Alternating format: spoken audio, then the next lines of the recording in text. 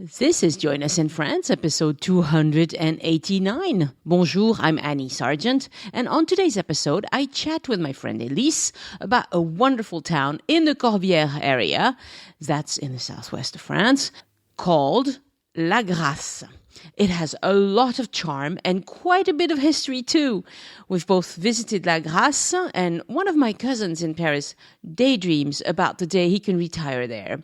It's a rural area with lots of vineyards, great hikes, clement weather, and not too touristy, although talking about it here will probably attract a few new people. But it's worth it because it's a great place. Show notes for this episode are on joinusinfrance.com/289. And if you're planning a trip to France, this site is chock full of great resources. You should check it out. And now for a great announcement with Elise. This is an exciting day, Elise. It sure is, Annie. Yes, this is the day that Elise, at long last, launches her Patreon page. Yes, I'm going to have a Patreon page thanks to Annie. Well, thanks to all your hard work, because you've been on the podcast now for 6 years.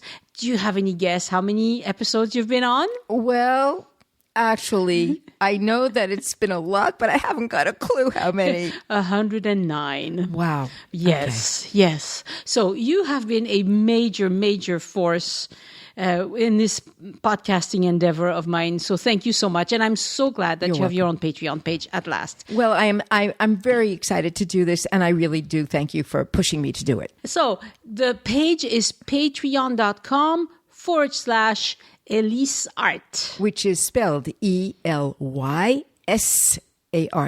But it's a bit hard to remember, so we'll make it easy for you. If you go to any episode that Elise has been on, there will be a link to go to her Patreon page. And also on her very own website. Which is ToulouseGuidedWalks.com. And it's a brand new website. It's fabulous. Fabulous. Thank you, David Sargent. Yes. On the right, there's going to be a button for you to go to Elise's Patreon page as well.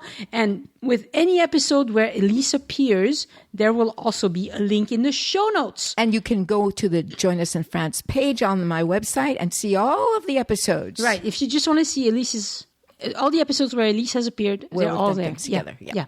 So this is very exciting. It is very exciting. I want you to take a wild guess. How many times people have listened to this podcast? Well, I'm not good with numbers in general. So take a guess. I have no idea. 15,000? Oh, you're way low. I'm really? You're much more popular than that, Elise. Much more.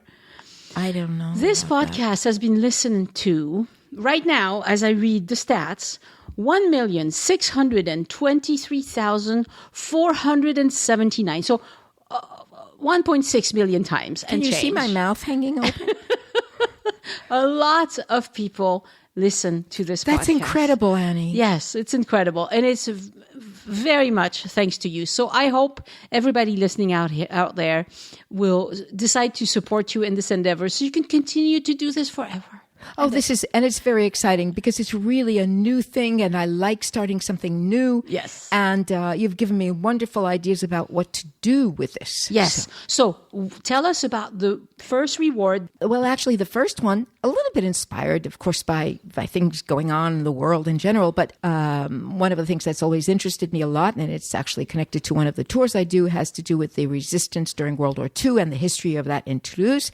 And so the very first reward for Patreon will be a little bit of the history of the young people who got involved in the resistance in Toulouse. Which is wonderful because I read it and it's really interesting. So you'll be releasing this as an audio reward. Yes. And a PDF. Yes, like I do as well.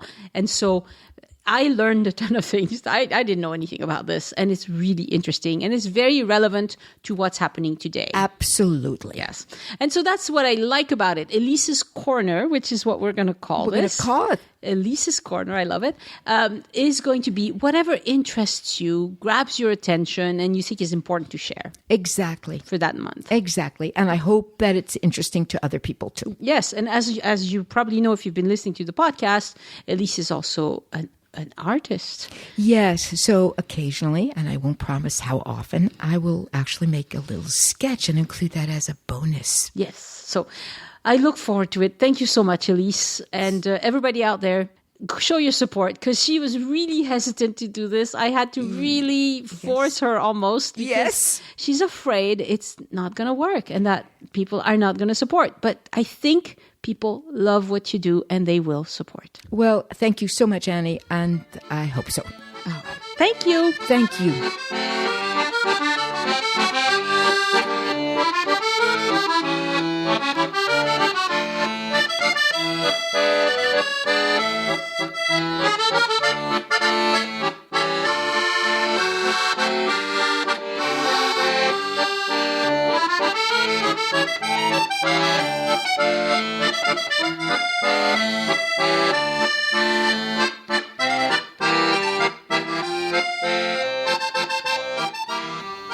Bonjour, Elise. Bonjour, Annie. We are recording in live. Oh, my goodness, live. It's a real human being in flesh and blood. Yes. But we are very socially distant. We are about, 4 or 5 meters from each other? I'd say 4. Yeah, and we're sitting outside, which we normally don't do. Right. So you might hear some noises from various sources, but I hope that's not too loud and that you can still hear us. And still hear us. We're being socially responsible, physically distanced, and very happy to be together. Yes, it's been several months, hasn't it? It's been several months. Yeah. It sure has. So today we are talking about Lagrasse and Villerouge-Termenès. Termenès. Yes. So I have been to both. I'm pretty sure. They are close to each other. I have photos of Lagrasse for sure. I didn't check to see if I have photos of Villerouge, but I think I do. Lagrasse was lovely. It's lovely. It's it's really beautiful. So we're talking about 2 places that are in the Aude. The department of the Aude. Number 11. Aude. And actually, they're both in the region that's called Les Corbières. Right. But officially the region is Occitanie. Well, the big region, but the local area, historically, is a region that's called the Corbière, which is probably most known for the fact that there's wine that comes from the Corbière. Very good wine. Very, very good wine. Yeah. Love Corbière wine. Yeah. It's what they call filled with sun, right? It's got that nice. It's kind of a full-bodied bread. Yeah, But without the tannins of Bordeaux, it's right. Not the same varieties. Right. It's good. And it's a region that is largely limestone, which of course is why there are the vineyards there, and hilly going into the mountains, and dry. Where we're talking about sunny, dry kind of area. But Lagrasse is the village that has become a fairly big tourist attraction, partly because starting at the beginning of the 2000s, they started having a very important book fair there twice a year.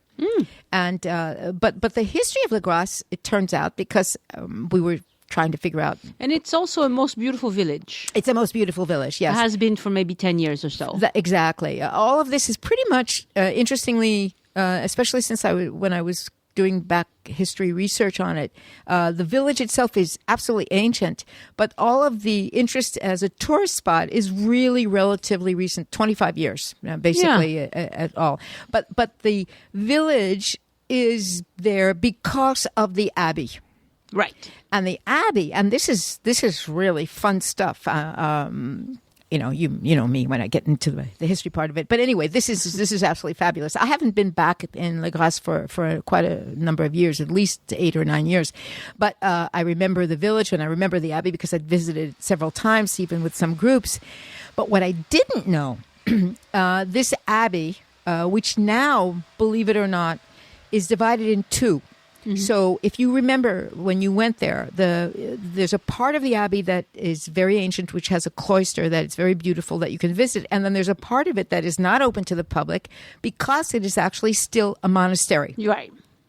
But it's not the same group of monks that were there from the beginning. But this is what's so amazing. The abbey was founded in the year 779. That's very long ago. It was signed, the charter for it was signed by Charlemagne. And this is the kicker of them all. I can't get over this. The departmental archives have the charter. Oh, wow. That was written and signed in the year 779. That's amazing. So you can actually go there, I think. I would like to know if we could go there and ask, could we see the charter?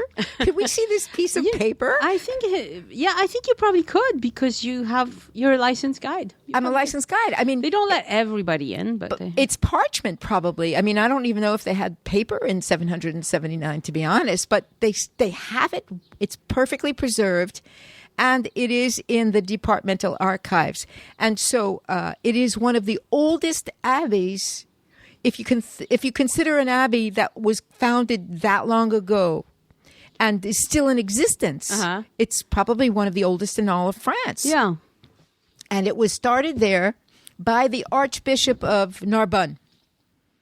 And we've talked about Narbonne, and I know a lot of people have been to Narbonne. And Narbonne, of course, is the seat of an archbishop, and a very, very, very important and rich archbishop. And when you have, this is like, I guess we would consider to be relatively early Middle Ages, the bishop seats and the archbishop seats were very, very powerful. And they would go and found abbeys and monasteries in different places that were under their jurisdiction. And of course, one of the things about that was that they could collect money that way, because as soon as you have a monastery or an abbey and you have monks there, wherever it is, they themselves are able to collect money from the surrounding areas wherever they've been established. And they're working, in this case, producing wine. So they've been producing wine there also since the 700s. Wow. So it was one of the most powerful abbeys in the southwest of France, and specifically under the direction, management. I'm not even sure what the right word would be, of the Archbishop of Narbonne, but they for some reason decided that this particular abbey, the one in Lagrasse, would be very important. And so they gave it a certain autonomy, and they in turn, that is the abbey and the monks of Lagrasse, it was Benedictine, they were Benedictines, they went off and they created, it's like, I think of it like as a corporate kind of thing. They themselves created branches of their monastery going almost as far as Toulouse. Right, so that's how it worked usually, is they would settle somewhere and then send a group of monks to settle somewhere else. Yeah, right. And so and they were very, very powerful and very, very rich for quite a few centuries because of all of that. They probably had associations with the Templars as well. Well, they did, but the Templars comes a little later. Yes. A little bit later, because of course the Templars is after the Cathars. And what's interesting too is that the Abbey of Lagrasse became famous later on in history, and this is, of course, all up through into when the French Revolution, when all of this kind of stopped anyway, for being the seat of the people who were really in charge of the Inquisition. Just like here, it happened in Toulouse, in the part further east, getting towards the Mediterranean. The Inquisition was basically established in Lagrasse. Oh, okay. And so when you get to the period of time between the end of the 1100s and the beginning of the 1300s, when there is all of this tension between this movement that we, of course, now call the Cathars, they were responsible for chasing and capturing a lot of people. And Inquisition, by definition, of course, means a certain amount of torture as well. Yeah. But they were an extremely powerful abbey during all this time. What's interesting is that when you go now, like, the village is beautiful because everything is made of this gorgeous limestone. The old medieval streets. It's not that big a village, if you remember. It's really not very big. It's not very big, and it's not super ornate either. No. Even the monastery is not very ornate, but it is It just has this beautiful simplicity to it. Exactly. And it's something, for some reason, it's a village that impresses people a lot. And The bridge is gorgeous. Beautiful. The bridge is from the very beginning of the 1300s. Probably a copy of a Roman bridge because it's very similar with a kind of humpback on top as it goes. It's a small bridge, just goes across the little river there. Yes, it's not much of a river, is it? No, I think it's the Corbière. I'm not even sure. I should have looked it up, but it's a small one that runs into the Aude River. I mean, it probably dries up at the end of the summer. It does. When I was there, it looked mighty dry. However, you can swim in it. I remember when we went there, when there is water in it, you can actually go swimming in it because it's not that big, it's not that dangerous or anything like that. Yeah. So, but Lagrasse, so what happened with Lagrasse is very interesting because after all of these centuries of it being so important and prestigious, by the time you get to the French Revolution, first of all, like in many other places, the monastery is less important in the general political scene, religious scene. It passed through the period of the Qatar. It passed through a period of reform because typically all of these monasteries wind up at some point or another becoming a little too decadent and a little too rich. Yeah. And so the Pope or an emissary of the Pope comes in and basically says, you have to go back to being real monks here. Yes. You have to go back to order. This is what you do. And then what happened was we have the French Revolution. And just before the Revolution, ironically enough, the bishop in Carcassonne decided to rebuild part of the monastery. So we're talking about classical architecture, okay? We're not even talking about medieval architecture anymore. We're talking about the early part of the 1700s. And the Bishop of Carcassonne turns out to be a member of the very important Lévy family that is the Bishop of Mirepoix as well. This is all one thing is not very far from the other. Yeah. And they rebuild the monastery cloister. And apparently, I don't remember it being yellow, but it was reading about it yesterday. They were talking about how they used this absolutely beautiful yellow limestone. I remember it being very white, but whatever. Yeah. But what has happened is that it was rebuilt in the 1400s. It was renovated, and they added on this gorgeous classical cloister in the early 1700s, which was not destroyed during the French Revolution. Oh. But what happened was that the monastery was sold. This is what they did a lot of places when they didn't destroy the religious buildings during the French Revolution. They sold it They sold it to private people. Yeah. They literally, and they divided it in half. They in two sides, but interestingly enough, not even equal parts. I don't know why. I mean, it must have to do with the architecture of it. I have no idea why. But it was actually bought by two wealthy families.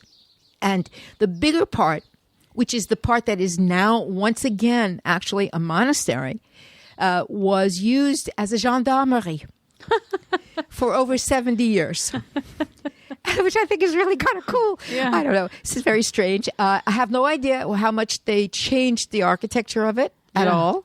But from basically the beginning of the 1800s until 1880, it was a gendarmerie. Hey, changing one uniform for another. I don't know. Yes. Really. But the smaller part, which was bought by another family, was luckily not destroyed. And the smaller part is the part that has some of the older medieval structures and the cloister. Mm-hmm. And it is apparently the only monastery that you can visit that has both a medieval church and a classical cloister. Huh.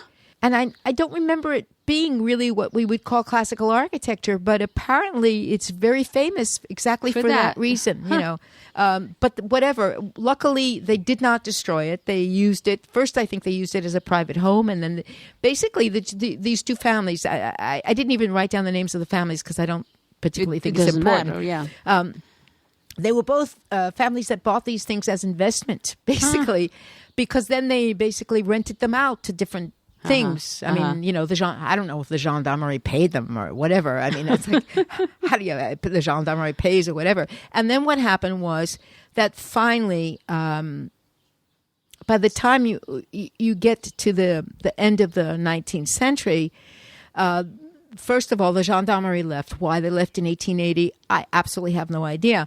But the families sold the two parts again, each of them separately. It was two separate entities.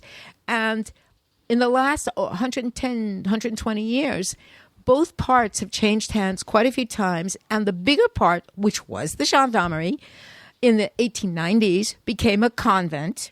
Mm-hmm. That lasted for about 15, 20 years. Then it was sold to somebody else. I mean, it's very strange. It's like... It changed hands a lot. It changed hands a lot. And only the smaller part, the medieval part, stayed intact.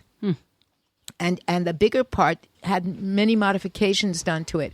And then what happened was, sometime at the end of the 20th century, the village started attracting a lot of English people.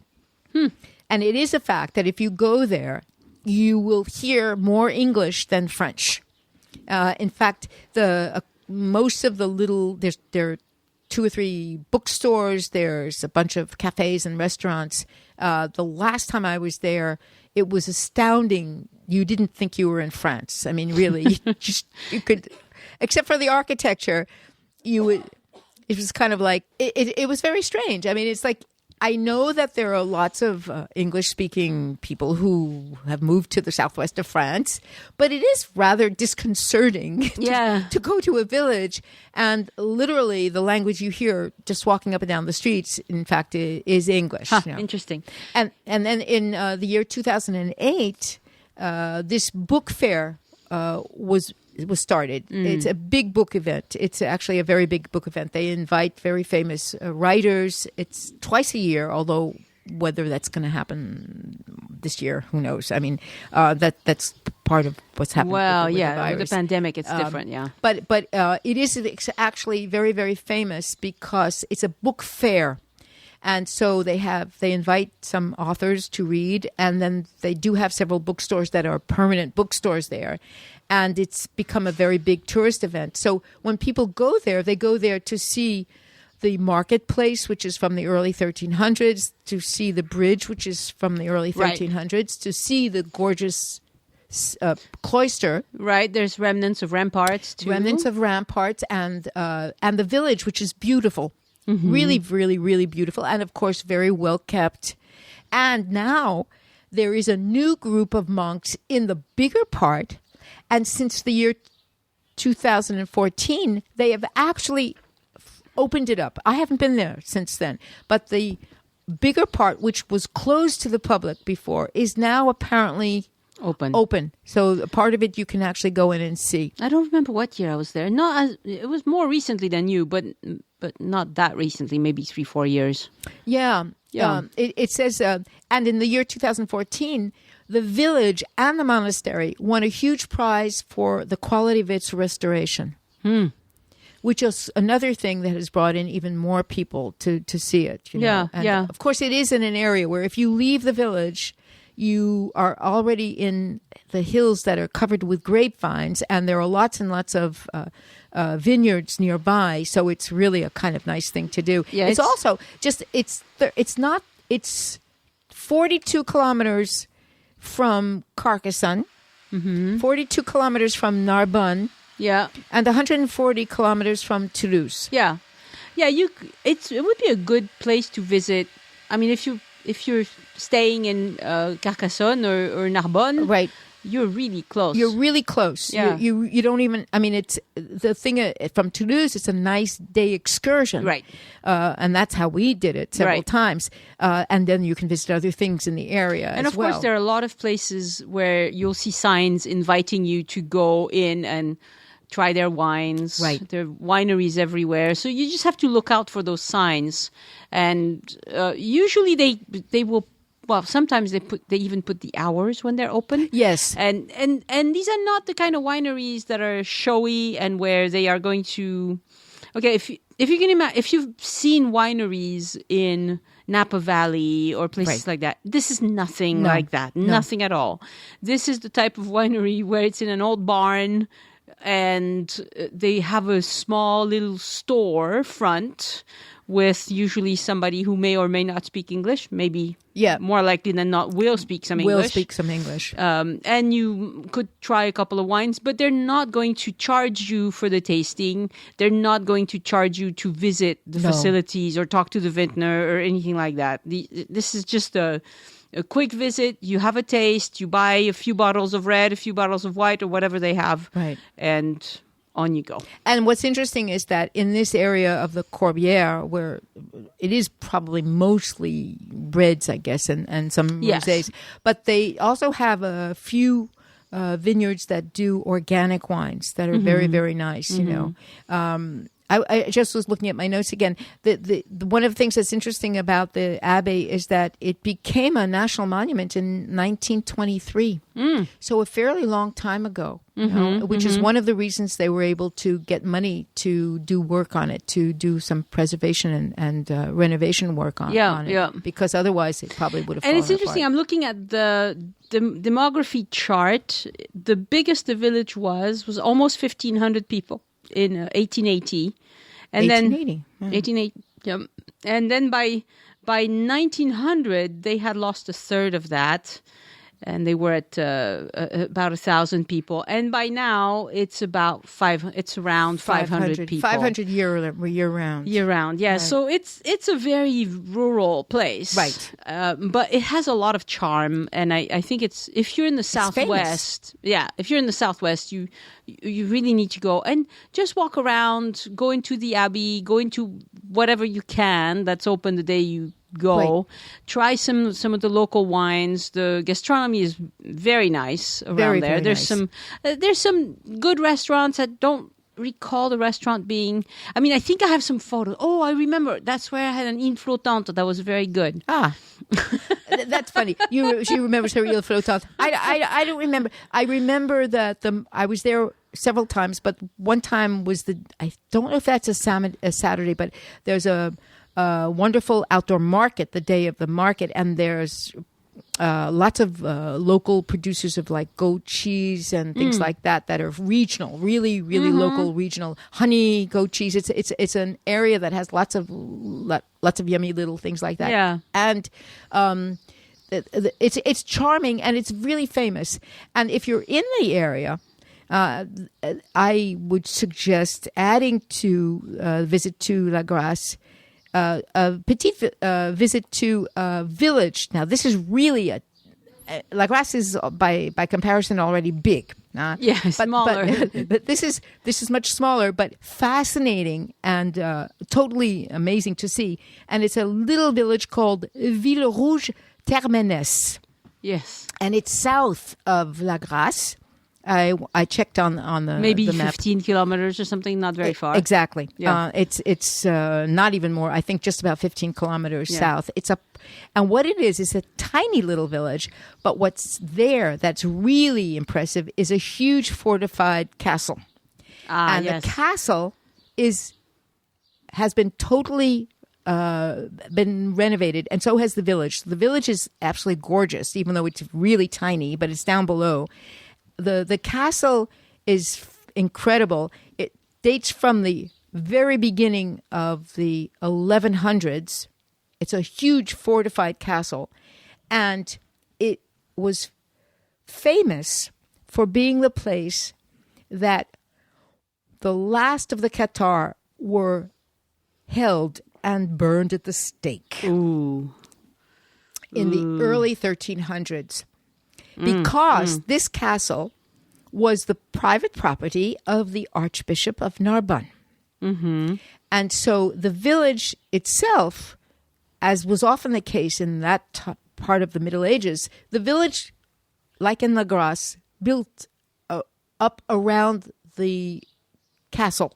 Mm-hmm. The castle was there first. The castle was probably from the 900s. Originally, it was renovated and made modern in 1100, and then became the stronghold of the proponents of the Catholic Church. And when they arrested people that they thought were dangerous as heretics, once the war was over in this part around Toulouse and even around Carcassonne, which is not that far away, Carcassonne is also basically 50 kilometers away, they were taken there and they were held as prisoners there. And the last of these preachers of this new religion, if you want to call it, was a man named Guillaume Bellibaste. Guillaume Bellibaste. And he was burned at the stake there in the year 1321. And it became, they actually, for a long time, had a plaque on the castle saying that this is where the Cathars were finally conquered and eliminated. I mean, it became, it's really part of, it's interesting because it really connects a lot to not just the history of the Southwest in general, but to Narbonne, because Narbonne was really the seat of power for the Catholic Church and everything that radiated out from there. But the village, I was there twice, I think, but once with a group, and it was fun because it was a group of Americans, and they were like, the French would say bouche bée. You know, it's a tiny little village that's been beautifully renovated with these tiny little narrow streets. And then you look up and you have this chateau, that's this fortified castle that's just high up on the top of the hill. And it's really impressive to see, you know, because it's intact. And unlike the ruins of the various things that you have in the Southwest that are just ruins, you know, this has been totally renovated. And there is a wonderful audio guide that you can get. Half of the chateau is basically a historical museum. And so you work your way up to the top, and then you can rent this, you know, you pay and you get this audio guide. And it really gives you the history of the chateau and the history of the village. The area, and the whole history of what happened. I think that's the one that has the wax figures in there. Do you remember that? Maybe, now that you say that. It had like just disturbing looking wax things. That brings back a vague memory. I'll have to look at my photos again. Look at your photos again. Yeah. Because the other thing, and this is why first of all, it's called Villerouge-Termenès because the stone is red. Yeah. And it's gorgeous. So it's not anymore just the white limestone that you have in Lagrasse. So there's this kind of pinkish aura that is really beautiful. I mean, it's like there are other parts that are closer to Dordogne that have a stone like that, but that's there. But the other thing, and it's really a kick, is that inside the chateau, because the chateau is actually divided into two spaces, a bit like the Abbey in Lagrasse is divided into two spaces.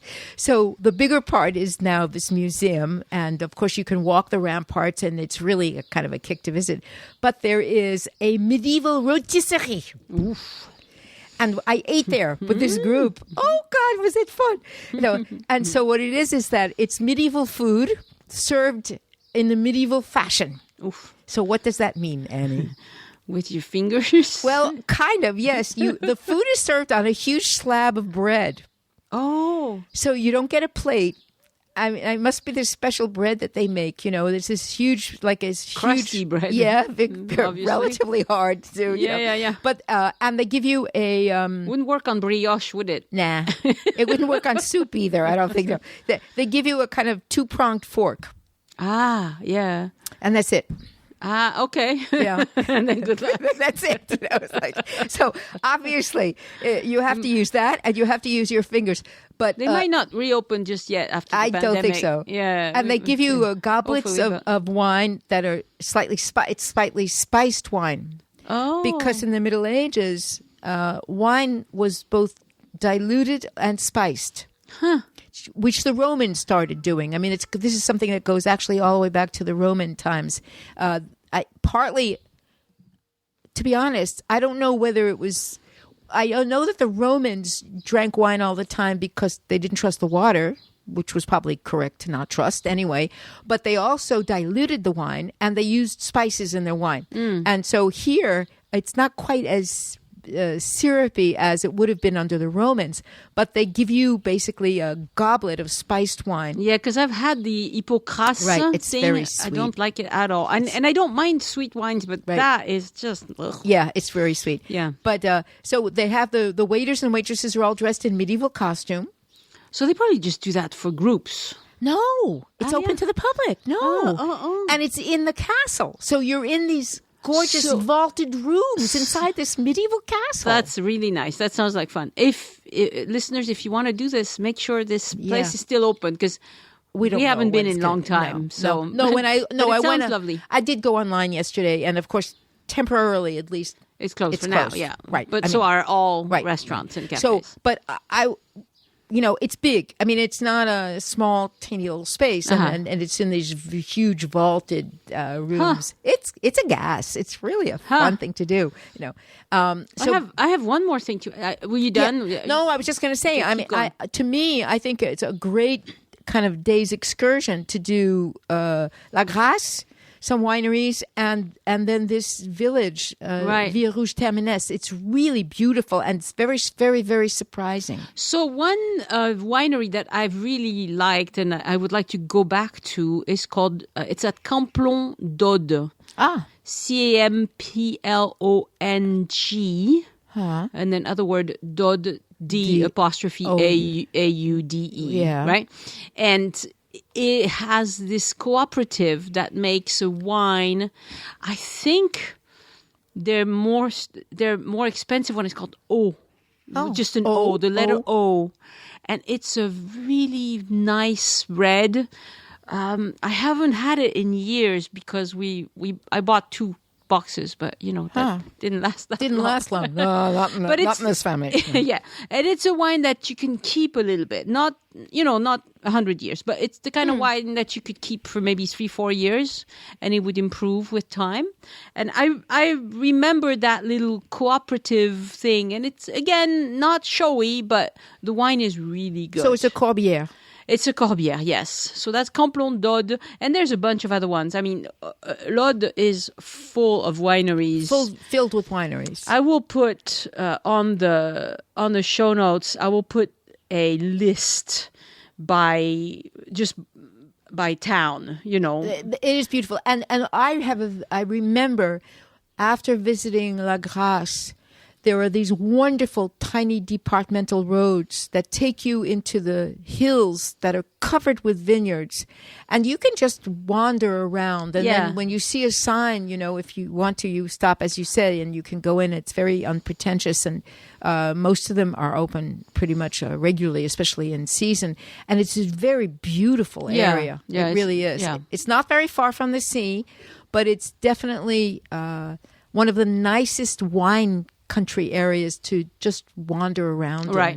Yeah. And like I said, I'll put a list because I haven't been to most of them, obviously. Right. Which there's so many. It would be a fun thing to do because I wonder if there's a wine route like there are in other parts of There might be because there are lots of places have developed like a map of designated places where you can stop on your way to discover the wines of the area. Right. And it's not that you can stop anywhere else, but at least if it's on the route, because there's a cider route, there's a bunch of different. There's a bunch of them like that, that would be kind of neat if they've done that. If I find it, I will put it on the show notes for this episode, so it'll be easy for you to. So there we are. So we have, you can be in Narbonne, you could be in Toulouse, you could be staying even in Carcassonne, and this is a great day's excursion. Yeah, and we've talked about several Limoux and other places that are nearby that are all very interesting. Yeah, Aude has a lot of interesting things to see. It's a fairly big department, I think, physically. In surface, anyway.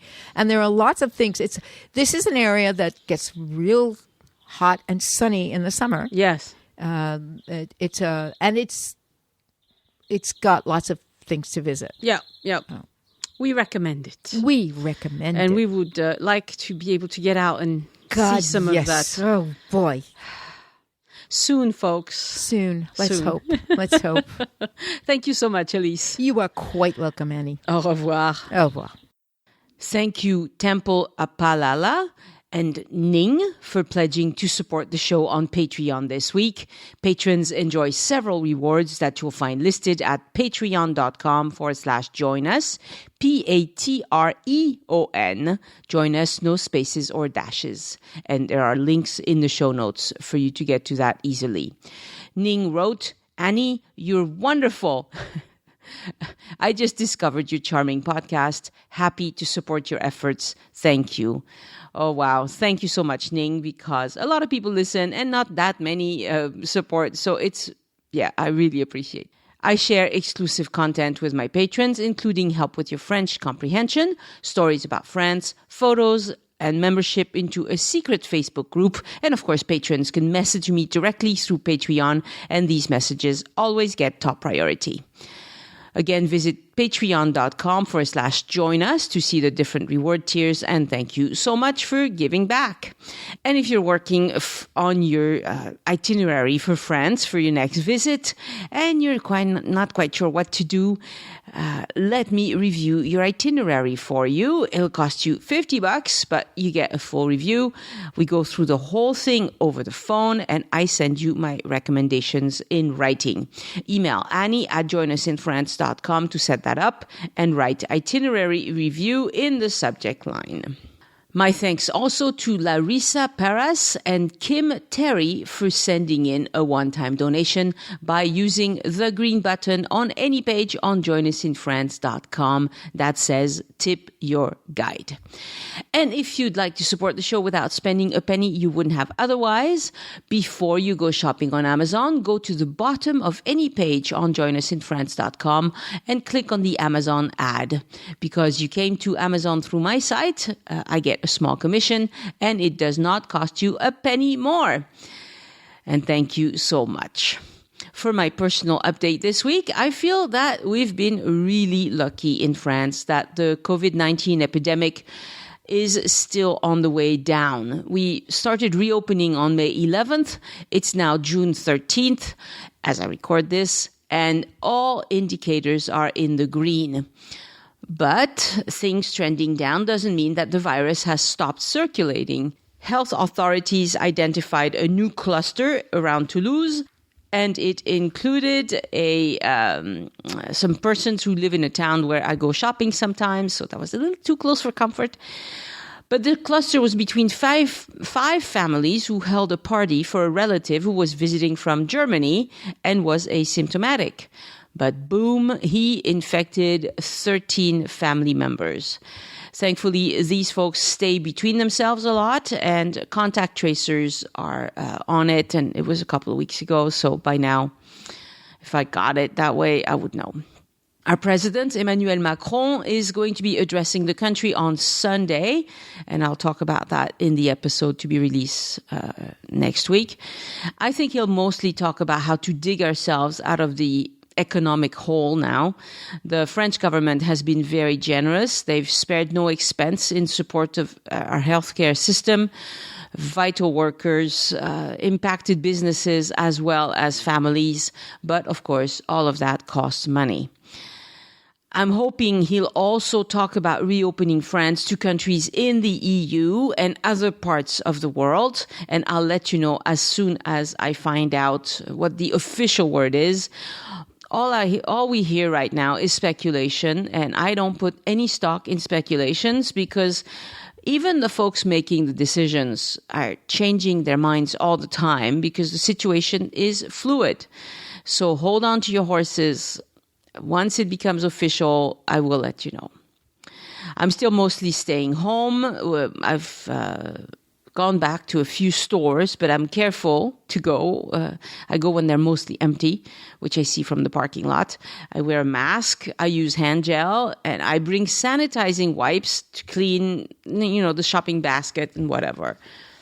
That's something I think we're all going to have to do going forward. Bring cleaning wipes. I stopped buying wipes a few years back because they are not great for the environment. But I don't use them around my house. But I got some for when I'm out and about and I need to touch things or use the bathroom or something. I swear I'm not a clean freak normally, But this virus has changed things. My purse now contains hand gel, sanitizing wipes, and alcohol pads. It's now a cleaning rack. My dogs got grooms this week at long last. They weren't too happy when they realized where I was dropping them off, but they got some nice treats to make up for it, and they look glorious. I also took them to the veterinarian, who told me that the miniature poodle had an infection in one eye that I hadn't noticed. So it's important to go back to normal maintenance medical visits, and not just for the dogs, that goes for the humans too. The weather in Toulouse this June has been wetter and cooler than it's been in the last few years. We had a really loud thunderstorm with hail coming through last night in the middle of the night. So keep in mind, when you visit France, almost any time of year, bring a rain jacket because it can rain even in June. See? And the last few years, it really had been very dry in June. So that's why it's surprising to me, because this year, no, it's not. I keep seeing ads on Facebook for vacations in the Gers, which is a department right close to me, and that I've been to many times. But the tourism bureau wants to attract locals now, right? And it's working. I'm plotting some fun scenic drives with stops in villages, and I want to explore some Bastide and chateaus and things like that. There's lots of great hikes, great history, so I'm going to go enjoy that. And who knows, I might turn this into a voice map tour by car, because you can also do voice map tours by car. So we'll see. If you enjoyed this episode and the podcast in general, please tell someone about it. If you follow Join Us in France, the page on Facebook, remember that you can share episodes from the page, not from the group, but you can share from the page. And we're also on Twitter and Pinterest, and let's see, and Instagram, of course, Instagram. Some of these social networks, I don't really understand how they work, so I'm there, but not doing much with them. But if you're there and if you'd like to share, that would be lovely. And it's really good to share favorite podcasts with friends who may not know how to listen to podcasts yet. Bring them into the 21st century. Show them how to listen to a podcast. Not just this one, there's many of them that are worth listening to. Send questions or feedback to Annie@joinusinfrance.com. Have a great week of trip planning. And yes, I think it's time for you to plan your next trip to France. And next week, I'll bring you a guest who is passionate about Paris parks and tells us all about the ones we should not miss. It's a very fun interview. Au revoir. Talk to you next Sunday. The Join Us in France Travel Podcast is written and produced by Annie Sargent and copyright 2020 by Addicted to France. It is released under a Creative Commons Attribution, Non-Commercial, No Derivatives license.